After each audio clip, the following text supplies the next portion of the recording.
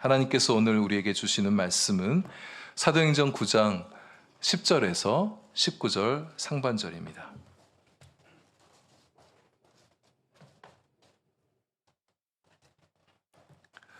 사도행전 9장 10절에서 19절 상반절까지의 말씀을 저와 여러분 한 절씩 교독하겠습니다.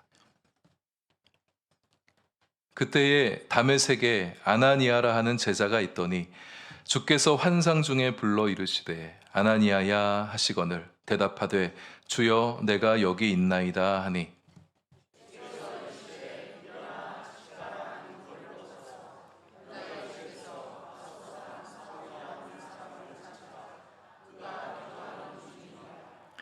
그가 아나니아라 하는 사람이 들어와서 자기에게 안수하여 다시 보게 하는 것을 보았느니라 하시거늘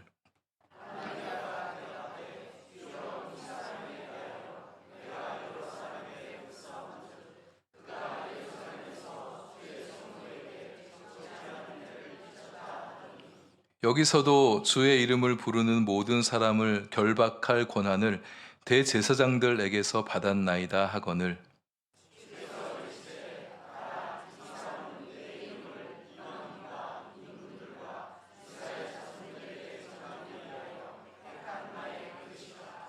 그가 내 이름을 위하여 얼마나 고난을 받아야 할 것을 내가 그에게 보이리라 하시니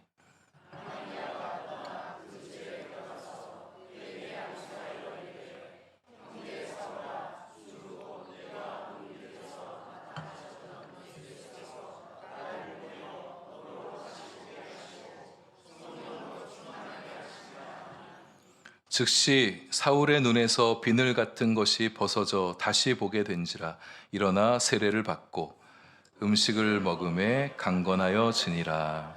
아멘. 기도하겠습니다.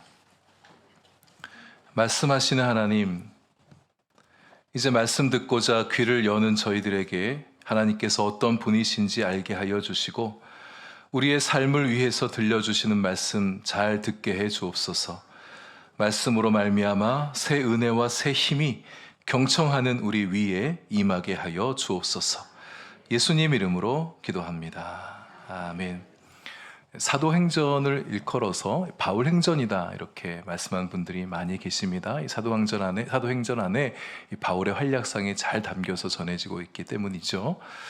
성경이 아직은 우리에게 사울이라는 이름으로 우리에게 들려주고 있는데 바울이라는 이름으로는 이제 사도행전 13장에 가서 이제 본격적으로 등장하게 되는데요. 여러 목사님들이 사도행전 9장, 우리 지난주 살펴봤던 9장에서부터 시작된 이 사울의 영적 변화를 극적으로 표현하기 위해서 사울이 바울로 바뀌게 됐다. 이런 표현들을 쓰시는 분들을 종종 보게 되어집니다. 근데 엄밀히 말하면 이건 틀린 말입니다.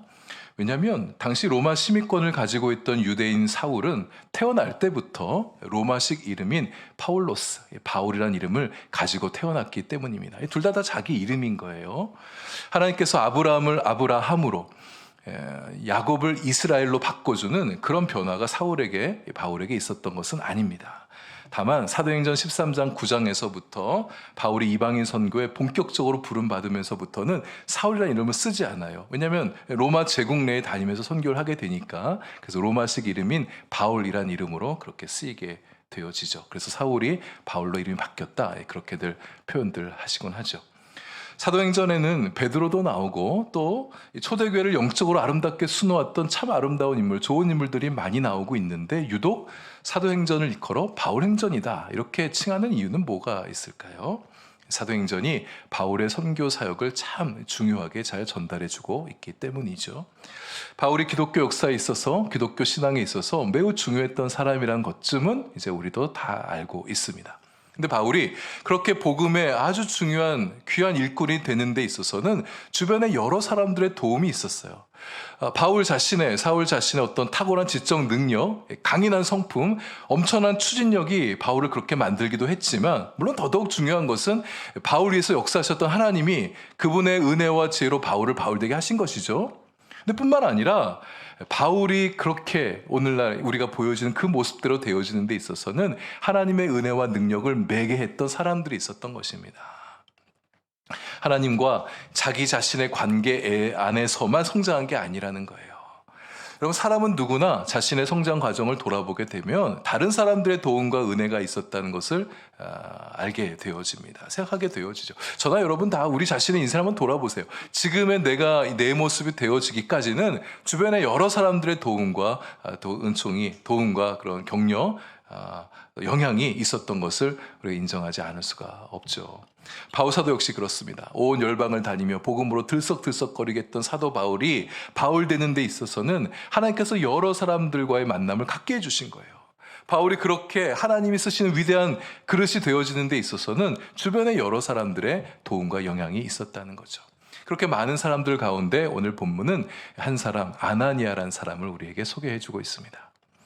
10절에 보면 그때에라는 말로 시작합니다. 사울이 예수님 만났을 때죠. 예수님 만나 눈이 멀게 됐을 때를 말하는데, 근데 이 그때가 단지 그렇게 어떤 사건이 일어났을 때만을 말하지 않아요. 이게 하나님의 섭리의 때를 말하는 것입니다. 하나님께서 일하신 어떤 특정한 시간을 말하는 거예요. 그때에 예수님이 사울을 만나 주셨던 그때 예수님은 아나니아도 주목해보고 계셨습니다. 지금 사울이 다메섹에 예수님 믿는 사람들 붙잡아 넣겠다고 막 질주해 가고 있을 때 예수님은 다메섹에 거주하고 있던 한 사람 아나니아를 생각해 두신 거예요. 그래서 이 아나니아와 사울이 어느 날 만날 수 있도록 준비해 두신 거였죠. 사울이 아나니아를 만난 것은 정말 놀라운 축복이었습니다.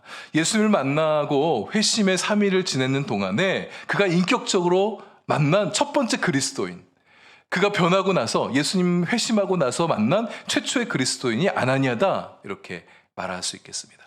그리스도인이 어떤 사람이라는 것은 예수님 만나기 전에도 이미 사울은 알고 있었어요. 수많은 그리스도인들 만났잖아요. 그러나 그의 눈에 비쳤던 그리스도인들은 율법 잘 안 지키는 사람, 하나님 제대로 안 믿는 사람, 세상을 어지럽히는 사람, 다 옥에 집어넣어야 될 사람들로 그렇게 보여줬던 게 그리스도인들이었었어요. 그러나 이제 그가 마음을 열고 최초로 만난 인격적인 그리스도인이 아나니아였다, 이렇게 말씀드릴 수 있습니다. 아나니아는 사울에게 장차 하나님께서 하실 일이 무엇인지를 전달해 주었고 그리스도인으로 살아가는 것이 무엇인가에 대해서 말해줬던 사람이에요. 귀한 사람이죠. 아나니아를 통해서 하나님께서 예수님께서 사울의 눈을 뜨게 해주시는데요. 사실 예수님에게는 능력이 있잖아요. 사람을 매개하지 않고도 얼마든지 눈먼 사람들 눈 뜨게 해줄 수 있는 능력이 있으십니다. 근데 아나니아를 보내신 이유는 이 사울에게 아나니아를 만나게 해주고 싶으신 거였죠. 하나님은 그분의 은혜와 능력을 많은 경우에 사람을 통해서 베풀어 주신 분이시니까요. 아나니아와 사울이 얼마나 오래 같이 있으면서 교제를 나눴는지 잘 모르겠습니다. 근데 우리가 읽었던 말씀 바로 19절 하반절을 보게 되면 며칠 있었던 것 같아요. 그리고 저 뒤에 23절에 가보면 여러 날 지나서 사울이 다메섹에서 도망을 치게 됩니다. 이제 죽음의 위협을 느끼고 도망치게 돼요. 여러 날 있었다.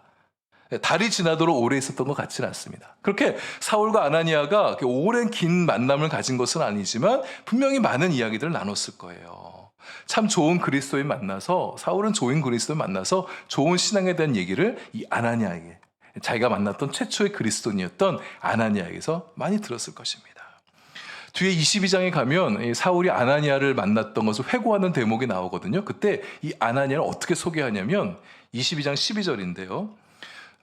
율법을 따라 경건한 사람으로 거기 사는 모든 유대인들에게 칭찬을 듣는 아나니아라 하는 자가 다메섹에 사는 모든 유대인한테 칭찬을 받는 사람이었대요. 기독교인들만이 아니라 유대인들에게도 칭찬받고 존경받는, 인품이 참 훌륭했던 사람이었던 것 같습니다. 이제 구체적으로 살펴보겠지만 아나니아가 굉장히 근사한 사람이에요. 정말 멋진 사람입니다.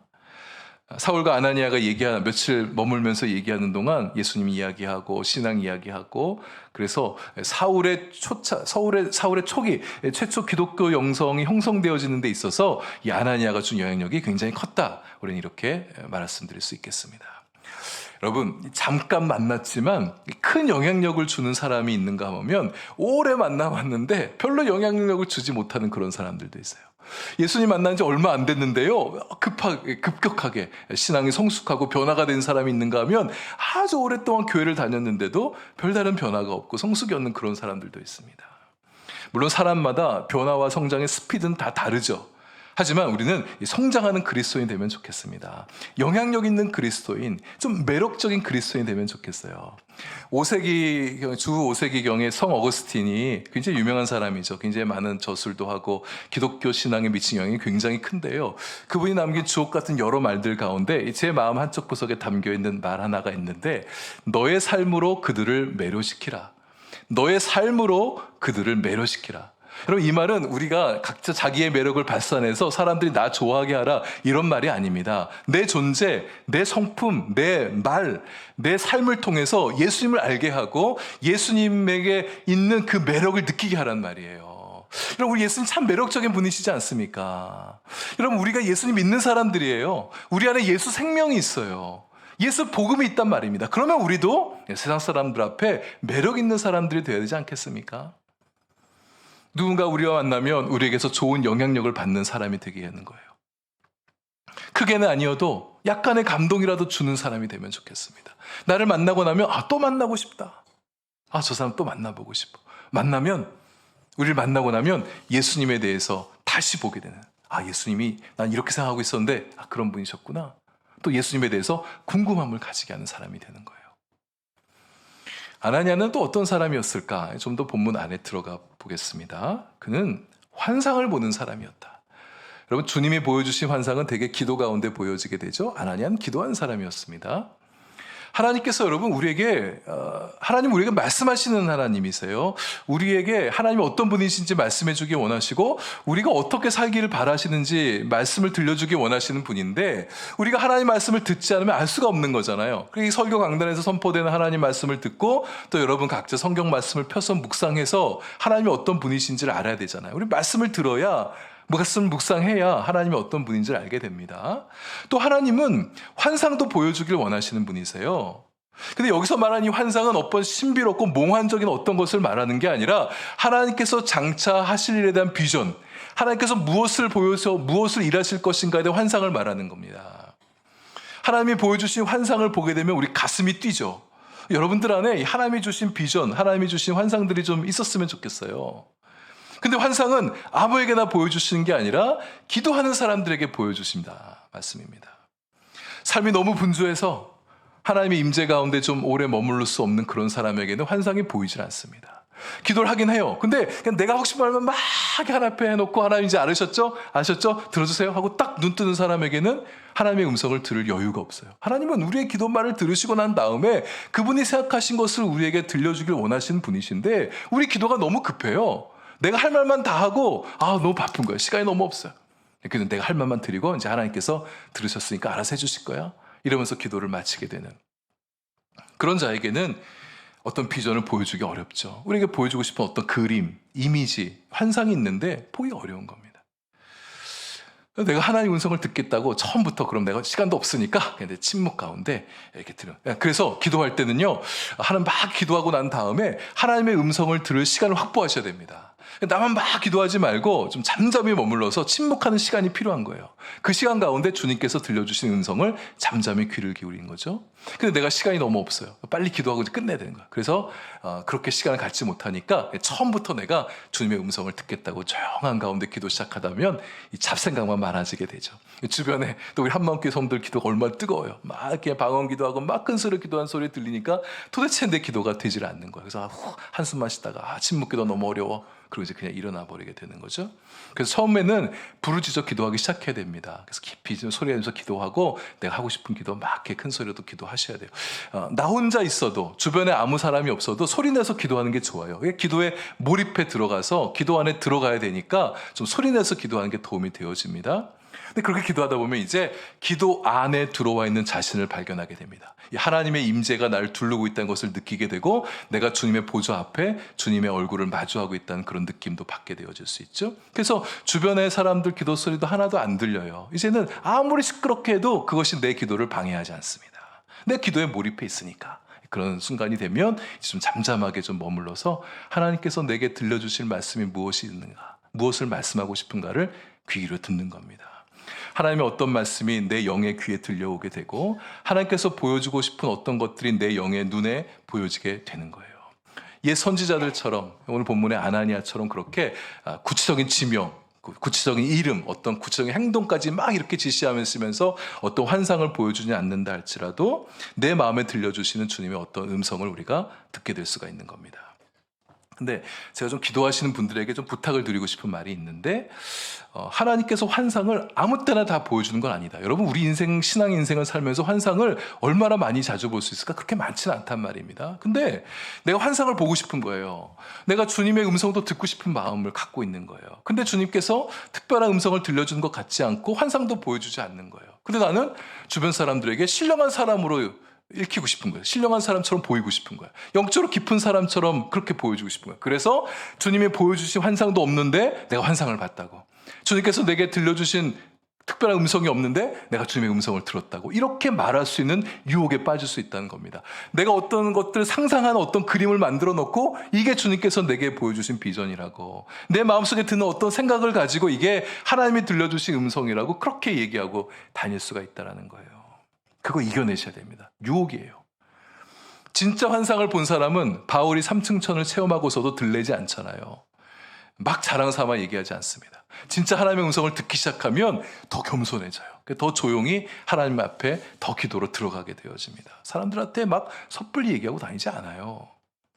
그리고 여러분, 환상을 못 본다 할지라도, 어떤 주님의 특정한 음성이 내게 들려오지 않는다 할지라도 우리 신앙에 문제될 거 하나도 없습니다. 방언기도, 방언의 은사 받지 못해도 우리가 얼마든지 기도할 수 있는 것과 마찬가지예요. 물론 좀 더 깊이 하긴 좀 아쉬움은 있겠지만, 그런 환상과 음성이 우리한테 자주 들러오는 게 아닙니다. 특별한 일이 있을 때 보여주는 거예요. 그러니까 평상시에는 기록된 말씀을 읽으면서 하나님의 음성을 듣는 거예요. 하나님께서 우리가 하고 싶으신 말씀 여기에 다 담아놨거든요. 이 말씀 깊이 묵상하면서 하나님의 음성을 듣는 것이고, 또 이렇게 강단에 선포되어진 말씀에 귀를 기울이면서 하나님의 음성을 담는 것입니다. 그리고 기도하면서 내 영혼에 느껴지는 것들이 있어요. 내가 깨닫게 되는 것들이 있습니다. 그것들을 은혜로 고백하면서 우리의 신앙생활을 해가는 거예요. 환상을 자주 보는 사람이 있어요. 은사로 주신 사람이 있습니다. 그런 사람이 좀 있는데 그런 사람이 많지는 않죠. 그리고 아주 막 신비주의는 아닌데 환상을 보게 된 경우가 있는데, 이것은 영적으로 굉장히 고도의 감흥력을 가지고 있는 사람, 영적으로 굉장히 깊이 들어가는 사람, 이런 사람은 평상시 하나님과의 깊은 교제 가운데 살아가는 사람이어야 그에게 환상이 열리게 되는 것입니다. 그래서 여러분, 정말 환상을 보고 싶으시면 주님과의 깊은 교제 가운데 들어가셔야 돼요. 정신적으로 연약한 사람들이 있습니다. 이런 사람이 흐릿하게 보이는 환각이나 환청을 가지고 내가 주님의 비전을 봤다고, 환상을 봤다고, 주님의 음성을 들었다고 착각하는 경우가 있어요. 이것도 주의하셔야 되고, 또 영성이 깊어질수록 사단이 보여주는 허상도 있어요. 영성이 굉장히 깊어지면 사단이 교묘하게 우리를 공격해 옵니다. 사단이 주는 생각도 같이 들어올 수 있기 때문에 영분별의 과정이 반드시 필요합니다. 그래서 이게 하나님께로부터 온 거냐, 사단으로부터 온 거냐. 그래서 영성 지도력을 가진 목사님이나 여러분 주변에 영적으로 깊으신 분들에게 그 영적 지도를 받으셔야 돼요. 주관주의 신앙, 신비주의 신앙에 함몰되지 않도록 우리는 성경 말씀, 이 기록된 말씀을 많이 묵상하셔야 됩니다. 이 말씀을 많이 읽어갈 때 우리가 이렇게 치우치지 않는 바른 건강한 신앙을 가질 수가 있어요. 근데 성경 말씀을 많이 읽긴 읽는데 자기 식대로 읽는 사람들이 있어요. 자기 은혜대 맞는 대로, 그냥 자기 좋은 대로만, 제 입맛에, 자기 구미에 맞는 대로 말씀 묵상한 거. 여러분, 이것도 조심하셔야 됩니다. 원래 하나님께서 주시고자 하신 말씀의 의미를 알고, 그리고 그것이 주는 은혜와 도전들을 받아들이면서 묵상하셔야 돼요. 그래서 성경 공부도 좀 필요합니다. 주님께서 기도하고 있던 아나니아를 찾아가서 환상 중에 그를 부르셨어요. 아나니아야. 아나니아가 대답하죠. 주여, 내가 여기 있습니다. 주님, 내가 여기 있습니다. 이 말 뭐 대단한 말 같아 보이지 않을지 모르지만 사실 엄청난 말입니다. 주님, 내가 여기 있습니다. 이 말은요, 주님께서 무슨 말씀을 하시든지 내가 들을 준비가 되어 있습니다. 주님께서 내게 무엇을 명하시든지 내가 순종할 준비가 되어 있습니다. 이런 말의 고백이 주님, 내가 여기 있습니다 라는 거예요. 아나니아는 그런 준비가 되어 있는 사람, 주님과의 깊은 교제 가운데 있던 제자였기 때문에 주님께서 무슨 말씀을 하시든 들을 준비가 되어 있는 사람, 주님이 무슨 명령을 하시든 순종할 준비가 되어 있는 사람이었었습니다. 이런 사람에게 하나님께서 그분의 음성도 들려주시고 그분의 환상도 잘 보여주시는 거죠. 무척 구체적인 명령을 지시하십니다. 직가라는 거리로 가서, 여러분, 이 직가는 한자입니다. 고들직, 거리 가자를 쓰는 거예요. 스트레이트, 스트릿. 제가 한번 구글 검색을 해봤어요. 오늘날도 있나 그랬더니 시리아의 수도인 다마스쿠스에 있는 구시내에 있는 거리인데 지금은 다른 이름으로 쓰이고 있는데 어쨌든 차들이 다니는 넓은 도로가 있더라고요. 옛날부터 있던 것이 지금도 보존되어 있고 있는 겁니다. 거기에 가서 유다라는 사람의 집에 머물고 있는 5사람 사울을 찾으라. 당시 사울이라 이름은 굉장히 흔한 이름이에요. 그래서 5사람 사울을 찾으라. 아주 구체적으로 얘기하죠. 근데 그 즈음에 사울도 기도하고 있었습니다. 사울도 환상을 봐요. 3일 전에 예수님을 만났던 사람이잖아요. 그러니까 영으로 예수님 만났던 사람이기 때문에 이미 영적인 감흥력이 굉장히 깊은 사람입니다. 그리고 사울은 이미 그 전부터 예수님 만나기 전부터 하나님과 오랫동안 교제해왔던 사람이기 때문에 기도 가운데 환상을 이렇게 보게 되는 것 같아요. 사울이 본 환상은 아나니아라는 사람이, 여기도 굉장히 구체적이죠. 집에 들어와 자기에게 안수하고 눈을 또 보게 하는 환상을 보게 됐습니다. 하나님께서 이렇게 비슷한 때에 두 기도하는 사람을 찾아가셔서 두 사람의 만남을 준비해 놓으신 거예요. 이렇게 지명, 임명, 구체적인 행동까지 적시하며 순종을 명하시는데 어찌 불순종할 수 있겠습니까? 순종해야죠. 당연히 해야 되죠. 근데 아나니아가 13절 14절을 보니까 약간 항변하는 것 같습니다. 주님 부르시면, 주님 보내시면 언제든 어디든 순종할 준비가 되어 있는 아나니아인데 사울을 만나라는 명령에는 적지 않이 당황을 하는 거예요. 왜냐하면 사울이 어떤 사람인지 들었거든요. 굉장히 못된, 예수 믿는 사람 다 잡아놓는 못된 사람, 굉장히 악명 높은 박해자라는 소리를 들었기 때문에 이게 예수님께서 말씀하신 게 맞나? 이런 마음이 드는 거예요. 내가 어떻게 저 사람 만나지? 항변이라고 제가 말하긴 했지만 13절과 14절의 어조를 보게 되면 그래도 아나니아는 굉장히 공손한 것 같아요. 이해가 되지 않아서 그럽니다만 하나님도 아시겠지만 제가 어떻게 사울이라는 사람을 만날 수 있겠습니까? 저 사람 만나러 가는 거 맞습니까? 이런 식으로 얘기하지 않았나. 여러분, 우리가 좀 배워야 할 거예요. 하나님께서 우리에게 뭔가 말씀하실 때 이해가 안 되고 납득이 안 되는 걸 요구하실 때가 있는데 일단은 좀 주님 앞에 공손하면 좋겠습니다. 이유가 있으시니까 말씀하시겠지. 그러나 내 마음에 불편한 게 있으면 또 그것 갖고 주님께 아뢰면서 풀어가는 거죠. 우리 같으면 어떻게 할까요? 펄쩍펄쩍 뛰면서 무슨 소리 하시냐고 화나가지고 씩씩거리면서 그렇게 하나님께 따지든 말인지 모르겠어요. 안 됩니다. 내가 어떻게 저 사람 같은 사람 만납니까? 저 나쁜 사람 내가 어떻게 만나나요? 알면서 왜 그러세요? 난 못 만납니다. 정말 누구 만나야 되면 딴 사람 보내세요. 아나니아는 순종의 사람이에요. 다 이해되진 않아도 기본적으로 하나님의 뜻과 하나님의 판단을 존중하는 사람이었습니다. 그러나 힘든 마음은 주님께 이렇게 아뢰게 되는 거예요. 두렵기도 했겠죠. 사울이 어떤 사람인지 들었잖아요. 예수님 믿는 사람 다 잡아놓는다 그러니까 자기에게도 어떤 해가 있지 않을까, 그런 두려운 마음도 들지 않았겠어요? 순종하지 않겠다는 것은 아니나 선뜻 마음 내켜하지 않는 아나니아에게 이제 하나님께서 내가 왜 사울을 너가 만나도록 해야 될지, 내가 사울을 향한 계획이 뭔가를 이제 쭉 얘기해 주십니다. 근데 먼저는 가라 그래요. 사울이 아나니아가 항변은 좀 대꾸를 했잖아요. 근데 가 이렇게 얘기하시는 거예요. 그 다음에 이유를 설명하십니다. 그러니까 먼저는 순종이고 그 다음에 이유에 대해서 말씀해 주시는 거예요. 하나님께서 우리에게 이렇게 하실 때가 많이 있습니다. 우리는 먼저 이유부터 알게 해주시고 그 다음에 명령하시면 우리가 순종할 순종할 수 있을 마음이 들잖아요. 근데 하나님 그렇게 안 하고 먼저 명령부터 하시고 순종하라고 이렇게 하실 때가 종종 있는 거예요. 이런 순서가 우리한테 힘들게 느껴질 수 있습니다. 힘들게 느껴지다면 어떻게 해야 되느냐? 주님과의 좋은 관계를 먼저 가져야 됩니다.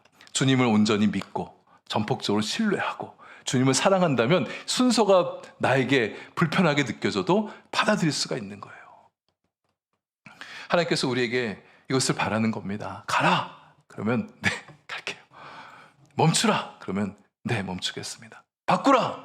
그럼 바꾸고 다시 하자! 그러면 네, 할게요. 이 사람은 내 이름을 이방인과 임금들과 이스라엘 자손들에게 전하기 위하여 택한 나의 그릇이다. 이렇게 말씀하고 있어요. 불과 며칠 전만 해도 박해자였던 사울이 예수 이름을 위해 쓰임받는 택한 그릇이라고 말씀하고 있는 거예요. 이스라엘 자손뿐만 아니라 이방인들에게, 그리고 임금과 같은 높은 권력을 가진 사람들에게도 복음을 전할 자로 내가 쓰겠다. 이렇게 말씀하셨습니다. 하나님께서 사울을 두고 품으신 비전이 원대하죠. 놀랍습니다. 하나님께서 크게 들어쓰실 사람이라고 아나니아에게 말씀해 주신 거예요. 성경은 여러분 순서가 중요하다고 말씀을 드렸죠. 사울이 예수 복음을 증거하기 위해서 첫 번째 만나게 될 대상은 이방인입니다. 그러니까 사울에게 가장 중요한 대상은 이방인인 거예요. 이방인에게 전도할 그릇이란 말을 들을 때 아나니아가 또 한 번 충격을 받았을 것 같습니다. 아, 드디어 이방인들에게도 복음의 시대가 열리겠구나. 아, 근데 사울을 통해서 한다고? 그 다음은 임금들이에요. 사도행전 후반부에 넘어가다 보면 이 사울이 실제로 왕들을 많이 만납니다. 유대왕 아그리빠, 유대 총독 벨리스, 베스토가 각하 같은 사람들 만나서 그들에게 복음을 전해요. 이 사울의 스케일이 굉장히 크죠. 보통 사람 같으면 이런 왕급 인사들 만나기나 쉽겠습니까? 근데 그들을 만나서 복음을 전해요. 고위층 권력자들에게도 복음을 전합니다. 이게 뭘 말하는 거였어요? 복음은 평범한 서민들만 뿐만 아니라 권력을 가진 높은 사람들에게도 복음이 들려져야 돼요. 그들도 똑같이 구원받아야 될 잃어버린 영혼들이라는 걸 말해주는 거죠. 근데 사울이 왕들을 만날 때는 우아하게 왕실에 초대돼서 커피 한 잔 이렇게 마시면서 그렇게 만났던 게 아닙니다. 어디서 만났냐? 죄수의 신분으로 만나고 감옥에서 만나고 그랬어요. 그래서 16절에 말씀하시죠. 예수 이름을 위하여 고난 많이 받는 사울이다. 근데 이 정도 고난이 아니죠. 더 큰 고난 받잖아요. 그리고 세 번째, 이스라엘 자손들, 유대인들. 이 예수님의 마음 안에는 여전히 유대인들이 있습니다. 사도 바울 마음에도 이 동족들에 대한 구원에 대한 열망이 여전히 있는 사람이었었죠. 그래서 복음 전하기 위해서 이방 땅 곳곳에 들어갈 때마다 제일 먼저 유대인의 회당을 찾아가요. 거기서 유대인들 만나서 그들에게 예수님을 전합니다. 여러분, 우리도 예수님으로부터 택함받은 사람들이죠. 택함받은 사람은 예수님을 위해서 살아갑니다. 그리고 예수 복음을 위해서 살아가요.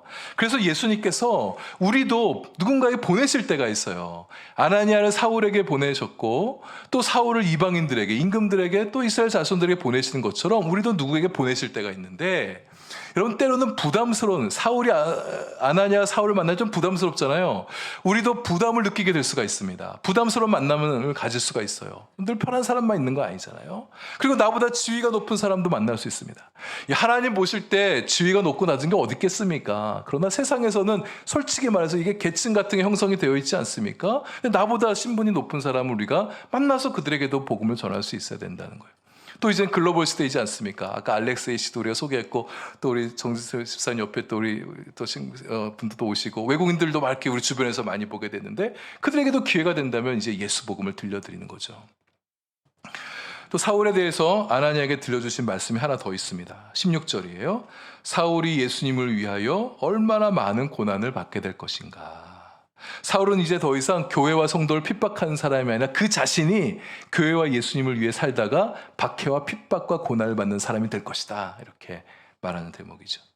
아나니아가 사울을 만나면 이 얘기를 다 들려줬을 것입니다. 당신이 세계 선교를 위해서 부름받은 사람이다. 당신이 하나님의 택한 그릇으로서 당신 그 비전을 가지고 소명의식을 가지고 사명의식을 가지고 그렇게 사십시오. 격려했을 거예요. 그리고 고난도 많이 받게 될 것이라고 감내하셔야 됩니다. 위로와 격려의 말도 건넸을 것입니다.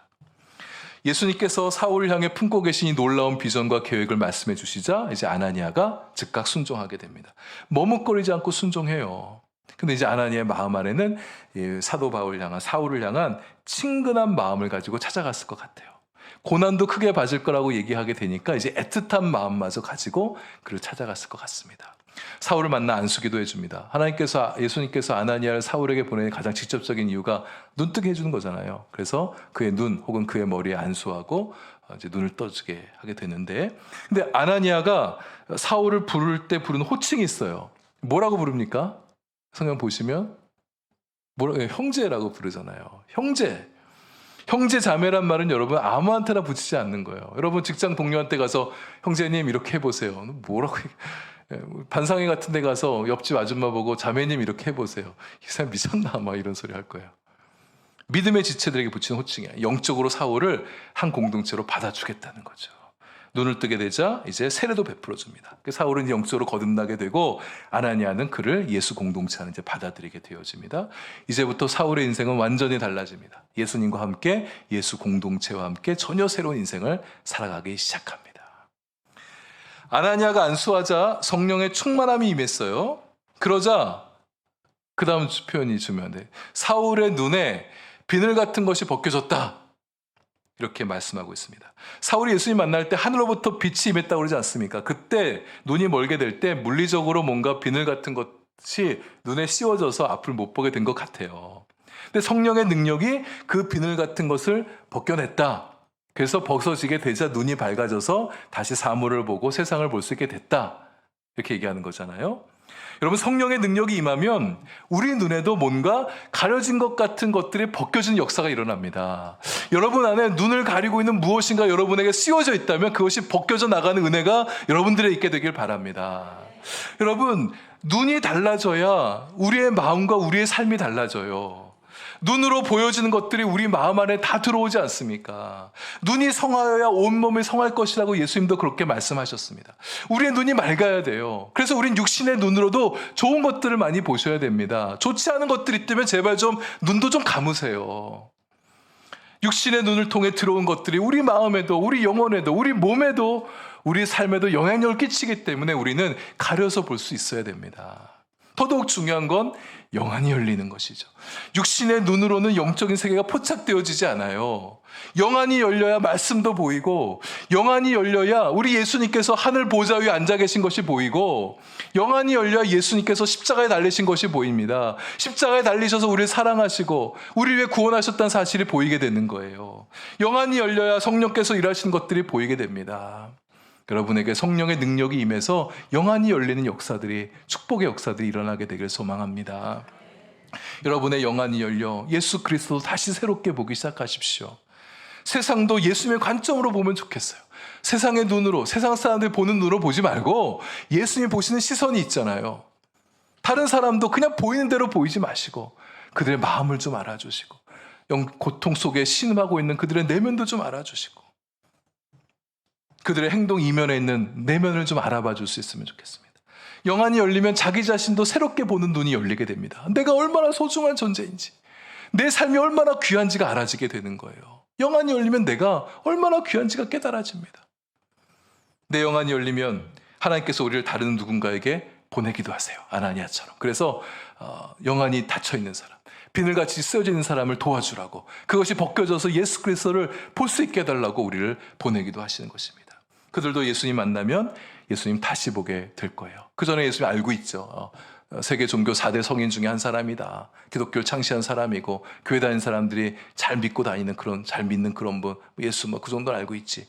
그렇게 알던 사람이 영안이 열리면, 그 눈에 비늘이 벗겨지게 되면 예수가 구원자라는 사실이 깨달아지게 됩니다. 예수가 내 생명을 구원한 분이구나, 그게 깨달아지는 거예요. 영안이 열리면 교회도 다시 보입니다. 영안이 열리면 타인도, 세상도, 자기 존재도 다시 보이게 될 것이고, 남편도 달리 보이게 될 거예요. 아내도 다시 보이게 될 것입니다. 인생을 사는 목적도 다시 보이게 되고, 때때로 찾아오는 원치 않는 손님인 고난도 우리 눈에 다시 보이게 될 것입니다. 성령의 은혜로 내 눈이 열려서 나 자신도 새롭게 보고, 영안이 열려서 우리를 통해 다른 누군가도 눈 또 보게 해주는 그런 은혜를 끼치는 여러분과 저의 삶이 될 수 있기를 바랍니다.